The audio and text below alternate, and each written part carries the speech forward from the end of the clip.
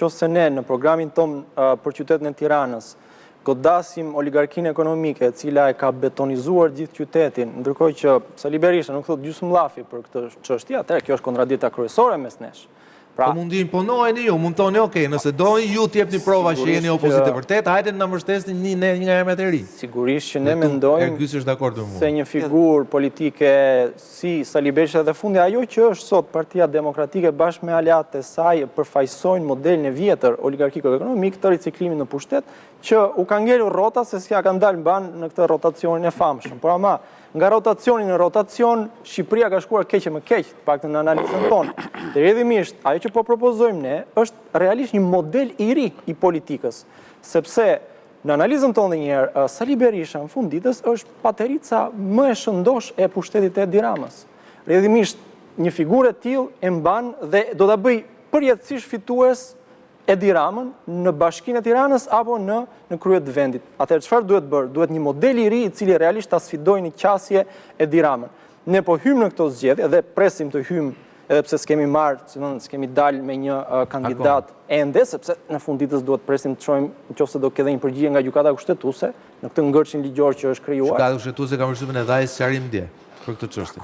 Ata referoheni këtij rasti, ka përshtypjen gjykata do ta shqyrtojë sigurisht se ajo është dorëzuar, po nuk besoj që gjykata kushtetuese do të marrë një vendim të shpejtë si gjykata administrative, teorikisht. Është disi një situatë absurde, sepse nëse do t'i duhet 6 muaj kohë gjykatës kushtetuese për dalë me një vendim që pas ka drejt Erion Velie, atëherë për çfarë po i bëjmë zgjedhjet? Kështu që kjo dëshmon edhe një herë që edhe vetë presidenti dhe të gjitha institucionet, Këshilli Bashkiak i Partisë Socialiste i binden urdhrit e Edi Ramës dhe asgjë më shumë. Nuk kemi funksionim institucional. E votuan 50, e votuan gjithë. Padyshim që ne kërkonim shkarkimin e Erion Velia që para shumë kohë. Ju e votuat apo? Sigurisht që votuam. Atëherë ju e votuat gjithë, çka keni, kjo pika jeni dakord gjithë. Kanë fjalën te ekipi i tij i Tiranës, që thoshte gjithmonë Erion Velia që bënte punë e mira dhe erdhi puna e shkarkoi sepse e tha Edi Rama. Megjithatë ajo që doja të thoja për ta mbyllur është që praktikisht ne një orë më parë do dalim me kandidatin ton, do kandidojmë këto zgjedhje, ne i shohim këto zgjedhje. Se për ju kanë filluar të thashë teme, do kandidoj Redi, do i lë mandatin Arlindit, do kandidoj Arlindit. Unë them që do kandidoj zoti Qore, megjithatë kjo mund të jetë ide imja e gabuar. Ishte thjesht një keq kuptim ose keq interpretimi asaj që thash unë, sepse unë e kam marrë në fakt një detyrë shumë të rëndësishme dhe që duhet ta çoj përpara që janë përfaqësues në kuvend, dhe rrjedhimisht doja thoja këtë gjë që ne i shohim këto zgjedhje si një mënyrë jashtëzakonisht shumë e mirë për të shumëfishuar numrin e votave, pra rezultatin e vitit 2023 dhe për të projektuar atë që do vinë në vitin 2027. Ka plot modele kryeqytetësh të cilat shkojnë kundër rrymës së atij që drejton vendin. Po them vende të tjera të botës, më i afërt po doni është për kryetari i bashkisë për bashkinë e New Yorkut, i cili është një përfaqësues, si thua, shumë i majt. Tu sapo vërtetua tezën e Tedit që jeni parti e majt. Shumë e majt. Jo, e majt. Shumë e majt për Amerikën, po. Jo, ju shumë e majt për Amerikën. Kandidati atje quhet kandidat socialist, e quhen ata. Socialist demokrat. Socialist, ata e quhen socialist. Kundërshtarët e quhen socialist. Edhe me ndryshim që në Amerikë ka zgjedhje, këtu nuk ka zgjedhje. Është dhe kjo diferenca. Po pse futeni kur s'ka zgjedhje? Sepse ne nuk i lëm asnjë hapësirë bosh Edi Ramës.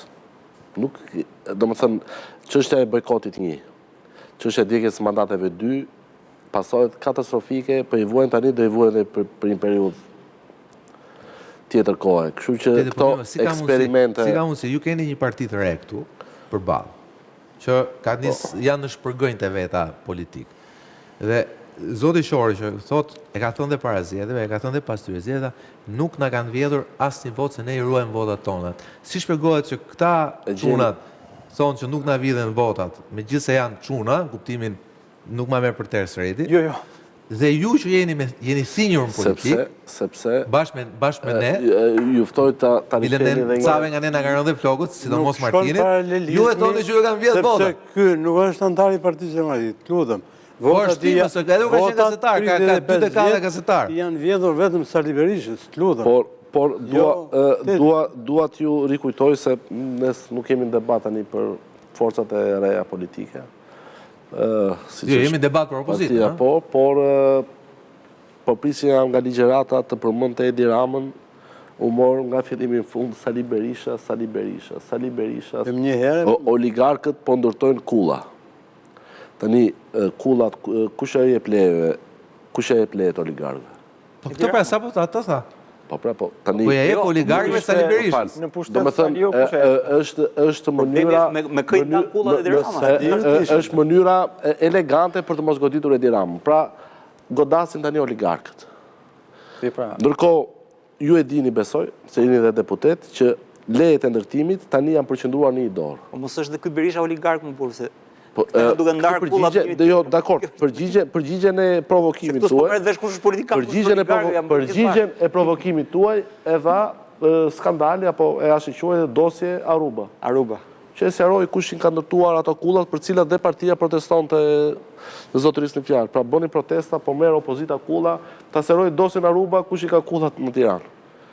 Pra nuk është halli se dakord.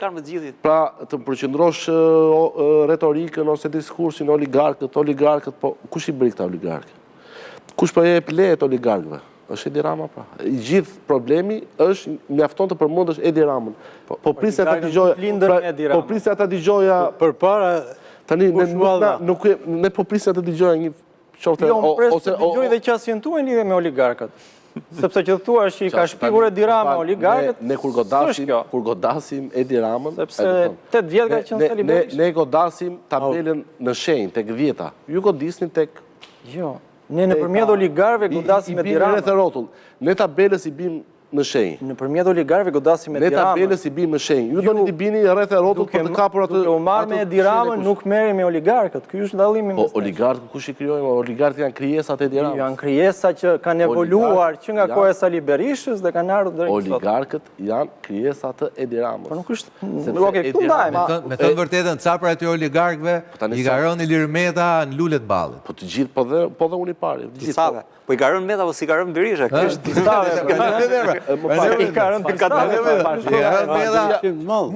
Partia e Lirisë, presidenti i saj, unë si sekretar përgjithshëm, jo të... Bile, kur ishte me Edi Ramën, i ka rënë, jo kur ishte me Sali Berisha. Më falë, po ju e dini që një nga arsyet pse LSI-ja u largua nga bashkëqeverisja që pikërisht ligji i koncesioneve. Forca e parë që ishte në bashkëqeverisje dhe denoncoi ligjin e koncesioneve. Dhe një nga arsyet pse Ilir Meta është në burg është afera me oligarkët. Akuzat pakt. Urdhëro tani. Tani do kthehemi pra nga fillim. E para nuk ka... Duam të shikojmë nëse ka dritë tunelin e opozitës, prandaj ju kemi thirrur të gjithëve këtu. I dashur Edi, nuk ka asnjë akuzë të ngjashme, sepse nuk ka asnjë fakt dhe nuk ka asnjë provë penale, më thoni për kë oligark. E keni viju fjalën. Ore, të dali i pafajshëm. Sa mirëmanen për ligjin e minerave. Ju sapo përmendet që Meta... Për vilën me Xhakuzi. Ato që kemi dëgjuar në media. Zamir Mane pra thot për Xhakuzi. Vilën me Xhakuzi. Këto kemi dëgjuar në media, këto themi. Nëse gjykata nxjerr pafajshëm, ju jeni deputet. Ju në media keni dëgjuar dhe që Ilir Meta ka vjedh Floririn. Po, kam dëgjuar. Keni dëgjuar dhe që ka paguar $1 milion me Trumpin. Po çfarë thot Spaku? E ke lexuar dosjen? Do e jap, kur të mbaroj emisionin do e jap dosjen. Spaku ja kupton. Më fal. Po t'ja shpjegoj dhe pastaj që t'ju qartësoj ju dhe nëpërmjet jush opinionin publik, se në fakt jeni deputet, duhet të keni informacionin bio në çdo sekond, jo në çdo moment. Zoti Meta nuk është retorik, nuk është propagandë, që unë e përsëris, dhe që e them, ndaj tij nuk ka asnjë fakt, asnjë provë penale, asnjë qindark dëm interesit publik, asnjë biçikletë të përfituar në mënyrë të paligjshme në një proces ku hetimi është thirrur në 32 vite apo 34 vite shërbim të tij në politikë. Çai përflitet në dosje. Po atë dua të seroj. Dhe një nga akuzat për të cilat paktën në këtë emision njerë nuk shpallim ne fajtor. Jo, po diskutoj, po ishte keq informim, Ato e vendos drejtësia, vendos gjykata, po Redi thot atë që përmendet aty. Ishte keq informim. Zoti Meta nuk ka përfituar asnjë qindark, asnjë biçikletë nga asnjë oligark. Në qoftë se kjo do ishte përfituar, do ta kishit atë vendimin, provën, do e kishit në faqet parë në të gjitha mediat që paguajnë incenator. Nuk ka zotëria asnjë fakt, asnjë provë. Më kupton? Prandaj dua t'ju sqaroj, sepse një nga akuzat për shembull ishte çështja e lobimit $1 milion, e mbani mend Mother Jonesi, tani ju thoni mediat. Cilat me Mother Jonesi? dhe erdhi përgjigje... Po, me si Mother Jones, si ato dy faqet e ati italianit... Dakor, po, ka ardhur në ndryshim nga italiani për çështjen e Mother Jonesit, ka ardhur... Mother Jones, me të vërtetë, ka bërë një investigim, që mund t'ja vësh ndryshim, patjetër. Jo, përgjigjen... Nuk flas për këtë rastin, flas për rastin e dosjes ruse me Partinë Demokratike, investigimi ishte investigim. Po flas për çështjen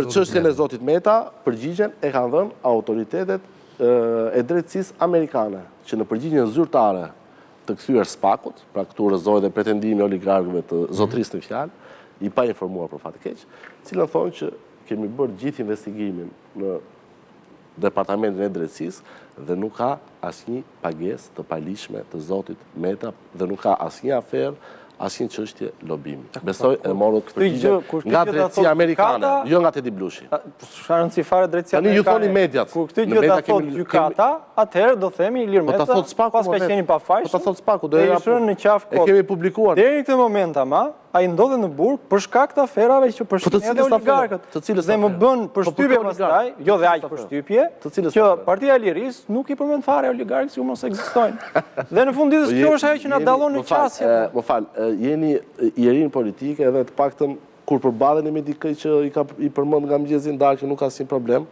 por mua më shqetëson që ju merreni me oligark, nuk merreni me Edi Ramën. Oligarkët nuk Edi Rama është pushtet fal oligarkëve. Ky është gabimi jo, se ju e shikoni gotën përmbys. Po mirë. E shikoni si puna e letrës së Bigjozit. Ne themi shihni ju përmbys. Ju i shihni si punës shikoni atë letrën e Fanti Spathie i shihni kokë poshtë. Duhet ta shikoni kokë lart. Sepse problemi është që resortet nuk i shihni gjërat njësoj dhe ky është problemi i madh. Jo, është problemi i opozitës. Ky është problemi i madh për opozitën përgjithësi e cila numrat nuk është se i ka keq Tirana për të mbledhur bashkë, po ka një pjesë të opozitës totalisht ka një pjesë të opozitës e cila i thot gjërat ballazi, i thot gjëra të vërteta, duke marrë përsipër edhe kosto jo pak të mëdha. Megjithatë sot jesh në opozitë është krenari absolute, por tani të merresh oligarkët. Dakord më jam. Ju kemi rënë ne më shumë se ju. Me emra, me mbi emra, ju kemi denoncuar në SPAK. Por dua t'ju kujtoj diçka. Kush i fryu oligarkët? Kush po i bën oligarkët gjithnjë më të pasur? Sali Berisha. I fryu dhe po i bën gjithnjë më të pasur Edi Rama. Sali Berisha ka 12 vjetësh në opozitë. Po shi dhe Ilir Metën këtu. Sali Berisha sa ka qenë padelis e pushtetit të Stalit. Sali Berisha ka 12 vjet që nuk është më kryeministër, Ilir Meta ka qenë në vitet 2000 që nuk është më kryeministër. Po shtrojt pyetja për çfarë do të bëhet kryeministër përsëri Sali Berisha, që të vazhdojë të ushqehet me oligarkët siç ka bërë kur ishte në pushtet? Sepse për fat të keq, alternativat e gjojat të reja nuk janë alternativa, nuk janë pa bosh. Pra, atëherë po synojmë të bëhemi alternativë përmbajtësore, serioze, të sufishoj votat tona në Tiranë. Jeni shumë larg, e kupton? Jeni në vitet 2000. Po afrohemi ama. Më fal, ju tani. Po që ju po largoheni më duket. Ju tani jeni deputet fal Sali Berishës. Jeni në retorikën e shokut Lenin. Dakor. Ju jeni në fillim të viteve 1900. Po hyn pastaj te figurat historike, mund dalim deri tek. Dua t'ju kujtoj që jemi në vitin 2025. Ju jeni në fillim të viteve 900. Jeni te retorika e shokut Lenin. Është e drejta juaj ta ngjallni Leninin kur të doni. Ta Lenini, ju Stalini. Por dua t'ju kujtoj që shoku Lenin dhe shoku Stalin. Klasikët këtu i kemi. Dhe shoku Stalin kanë dëruar jetë. Unë si djalë i ri shpresoj nga ju që ose do doja që të ishi tifoz i Bayernit. Ju jeni tifoz i Marxit, është e drejta juaj. Tifoz i Bayernit. Po pra, Marxi pra, e dini origjinën e Marxit apo jo? Bayerni më një të Ja shikon që nuk janë aq marksista sa më nuk e di. Tani nuk e di, besoni ideologjinë nuk e di. Ne shkojmë pak publicitet deri kthehemi. Besoj që ishte një pjesë e parë interesante ku temi dy qëndrime të opozitës, dy qëndrime të opozitës temi veterane, tradicionale dhe opozitës re. Siç e tha Tedi, po e marr unë, e shohin gjithmonë si ajo karta e Bigjozit. Njëra këtej, tjetra ndej. Problemi është që tiranësit duan të dinë. Kanë alternativë ata përveç kandidates së Edi Ramës, rikthehemi pas pak.